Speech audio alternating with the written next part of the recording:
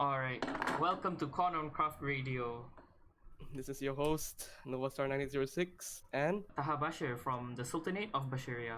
Today we have a guest with us. Please introduce yourself. Yeah, my name is Manas. In the server, you call me Yon. I'm 14. I joined the server back in December or January. And yeah, so we're gonna start off with a nice weather forecast. It is currently evening in Minecraft. It's a sunny evening, and the weather is pretty much clear with some clouds in the air. Alright, let's recap what happened in our previous radio broadcast. That was our first radio broadcast, so we started off with a brief history of everything that happened in the CornOnCraft server. A few bits may not be entirely accurate, but we summarized most of everything that happened.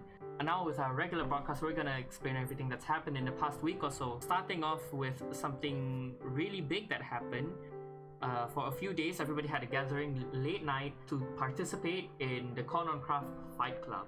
Yes, so it's time to talk about the Fight Club that happened recently on 14th of August 2020. First of all, Indian politics member Flaming Rifts decided to start a new fight club in the server. There were about 3 participants, if I remember. I in lost the track. first fight club, there was like currently at least 5 or 4 people. I'm not sure. The Or- spectators as well. So there were 5 or 4 people, including the spectators that were there at the fight club. It truly was a rowdy night, I must say myself. Out of everyone that fought Joe Mama, everyone lost against him. So Joe Mama became the true champion of that night, and he also reportedly stole the champion belt. Okay, so first of all, I didn't steal it, okay? It was my own right. I won it, and these people were like, they want it back. But no, that's not how it works. You win it, you get it. That's a good statement from him. Alright, now Okay. let's go on to another major event that happened, especially for the People's Republic of Con, where just recently, if I'm not wrong, yesterday, the 17th of August, they went on a huge expedition to visit the jungle, one of the more further biomes from the rest of all civilization. Yes, that's true. In fact, I had to like travel around more than 3,000 blocks just to get there along with my expedition party. I actually went there 2 times. First, I walked there alone, and then Nothing2K joined up with me on this adventure to the jungle. So we basically walked through the entirety of the continent, I guess you could say. It's actually not that far if you think about it. The width of the whole continent is about like, I can't measure it, but in terms of walking time, it only takes 10 or 5 minutes to fully traverse it. And then we decided to set sail to the jungle biome, as it was pretty much an island connected to an ice biome. It's like an ice biome and jungle island together, which is kind of weird, thinking they're completely different biomes and shouldn't be next to each other. But yeah, that's how Minecraft works. So we landed on the jungle, decided to land, put a flag on it, and then we explored the jungle biome. So one thing about the jungle biome is that it's packed with jungle trees. I must say, I've never seen anything like it. There are jungle trees everywhere. There's also cocoa beans, which are a delight to find around there. I guess you can smell the aromatic smell that goes around them, you know? There was a bunch of bamboo we found. Other than that, there was also some jungle chickens. All normal. Nothing Right. special about them. Oh, Right. there's also pandas, by the way. Ooh, Do you know yes. pandas? There's only like 2 pandas there. Yeah, that's as big as the panda population around it goes. There's only 2. Well, looks like we just have to start a wildlife conservation unit in Minecraft. We should. Recently, there have been a few data packs that I've added onto the server as the admin, mostly to have a few quality of life changes. In these data packs, we have data packs where you can uncompact things like packed ice from 1 packed ice to 9 regular ice, 1 blue ice to 9 packed ice with nether wart blocks back into nether wart, as well as wool back into string. We also have a data pack where if you throw a saddle onto a chair, give it a second or 2, and it will turn into a chair which you can sit on. Very nice. Alongside that, one of our most trendiest data packs that we've added is a data pack where if a player is killed by another player, he will drop his hit, or if the player kills a mob, they have a small chance of dropping mob hit. This has caused a trend of collecting mob hits and player hits. Ezad, would you like to talk more about this?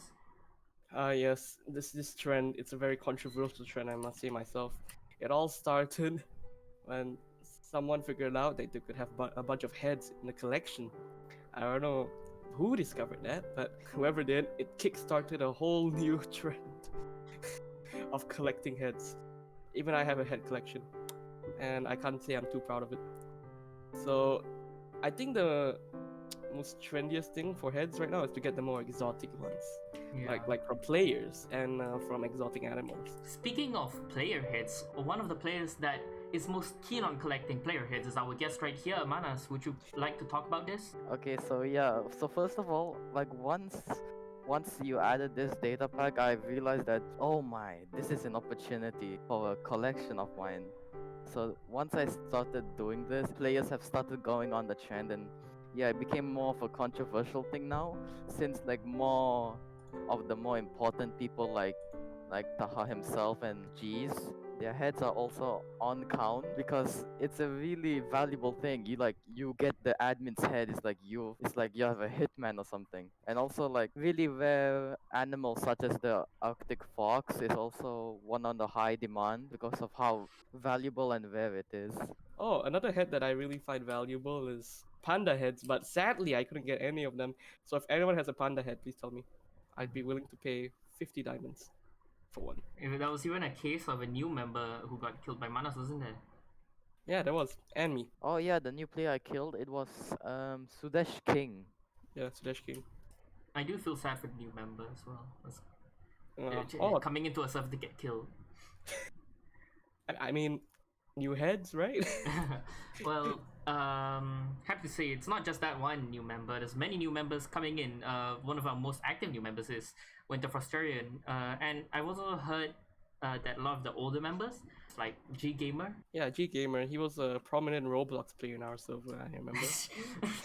Every time I clicked on his profile, it always showed Roblox. So for him to play Minecraft, it's kind of amazing, isn't it? If he's listening to this, can you tell me where your base is?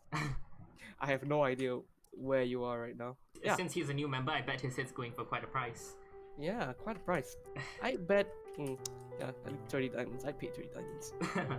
Alright, now let's talk finance. There's a new hub at the shopping district, similar to the design of the pod at the shopping district, as well as a map covering the entirety of the shopping district, as well as all the shops in it.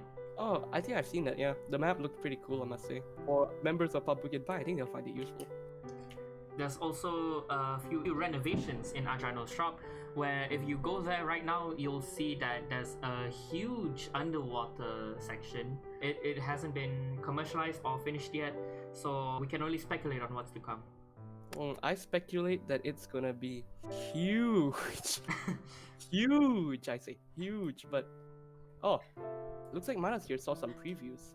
Yeah, I saw some previews of what was going on. So first of all, I was going there for moon coins, and then I just saw the whole thing gone. And then I looked down, it was like, holy, it's a submarine. I went down, there was like a few villages on top of the submarine.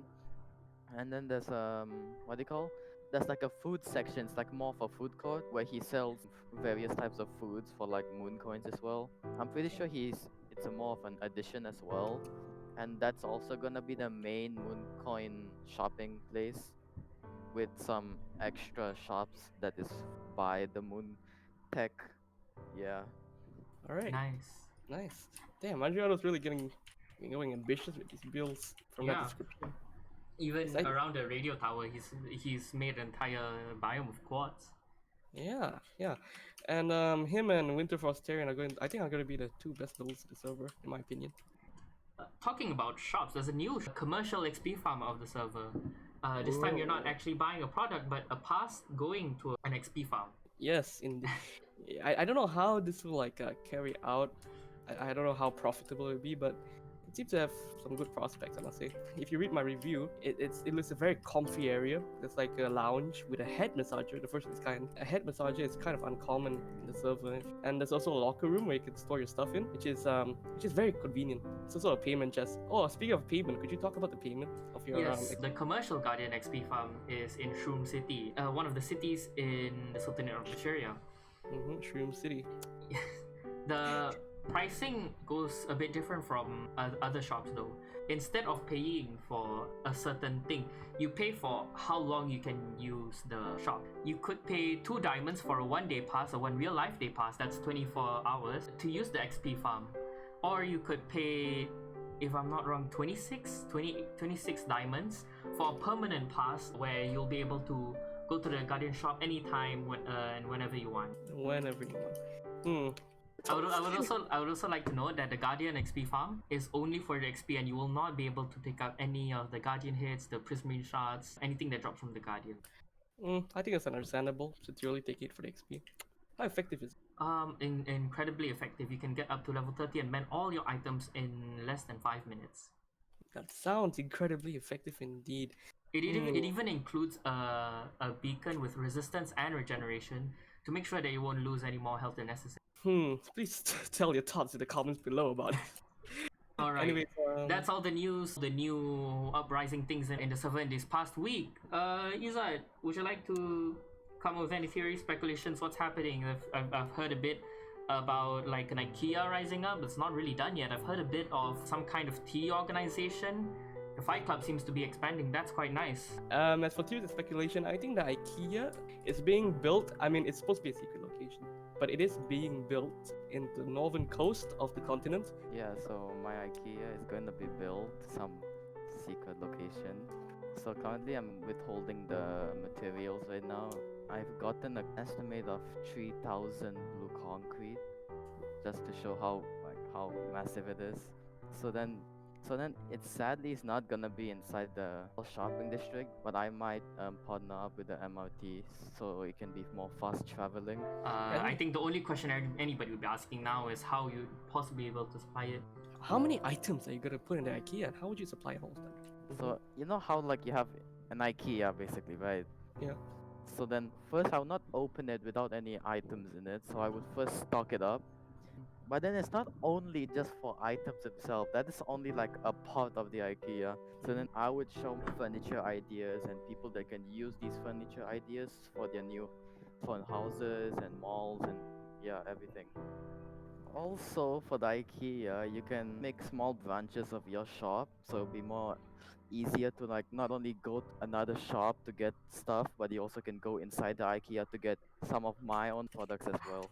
Well, let's hope nothing bad too happens. Although next week there might be school starting for a lot of us, so we might change the schedule of Con Radio, but everything should be going smoothly. And thank you for listening to Con Radio. I think that's everything. Ezad, do you have anything to add? I have nothing to add except for the fact that I am planning to make a paper on the geography of the server soon. So, thank you for listening to Corn Radio, and I hope you have a good day. Thanks for listening. Have a good day. Come again next week to listen to a new edition of Con Radio. Yes, come again next week. Goodbye. And with that, guys, Corn Radio's ending. Corn Bye-bye. Radio. Thanks to Goodbye. NordVPN as always. Oh god damn it, Ezad. It's gonna go on the recording, isn't it?